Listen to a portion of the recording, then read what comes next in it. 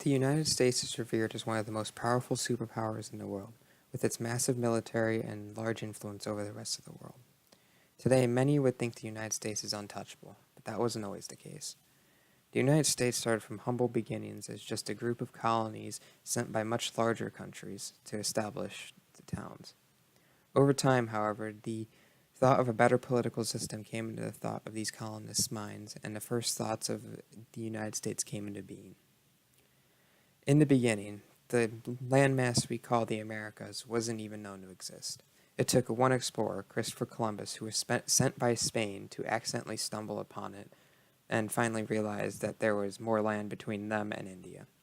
Once the discovery came back to the current superpowers, they immediately sent expedition teams to establish colonies in the New World, as it was called, so they could claim more land for their countries. Once established, they began issuing charters to the people so they could travel to the New World and establish their own towns, but were to do so under the name of their originating country. The most notorious superpower at the time was Great Britain, who had the largest standing army and the most powerful navy at the time, who sent many people over to the New World to claim new territory for them. During the first couple of years, everything between the colonies and Great Britain was fine, until the colonists became fed up with how the country was treating them.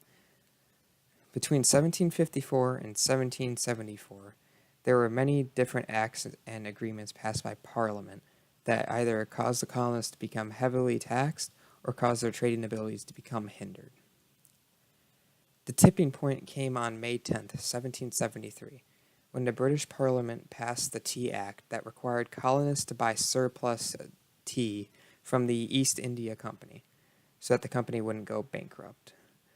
The Americans, however, saw this as a way for Britain to disrupt local businesses in the colonies and cause them to struggle even more so than they already were.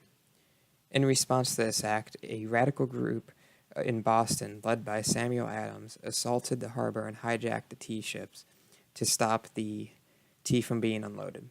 After seizing the ships, they began dumping all the tea into the harbor so the British merchants couldn't sell it. The British then instituted the Boston Port Act to blockade the Boston harbor and prevent any trade to come through the colony, which was known as one of the intolerable acts and ultimately caused large amounts of unrest. In 1775, the first shot was fired and marked the beginning of the American Revolution. The shot is famously named the shot heard around the world, and it was fired when the British marched on Lexington and Concord. Although they were holding the British back, the Continental Congress knew that they wouldn't be able to put up the numbers to continue fighting the British. So they sent emissaries over to France, one of which was Benjamin Franklin, who struck an alliance with France and gave them support in the fight. After 8 long years, the dust finally settled and the British agreed to sign the Treaty of Paris, granting the Americans the right to self-govern, free of British involvement. George Washington was then named the first president of the United States.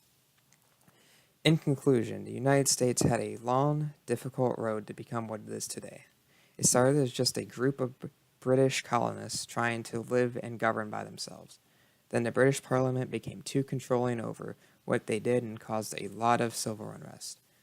With the Tea Act being passed, the last straw had been drawn for the colonists, and the first actions towards revolution began to take form.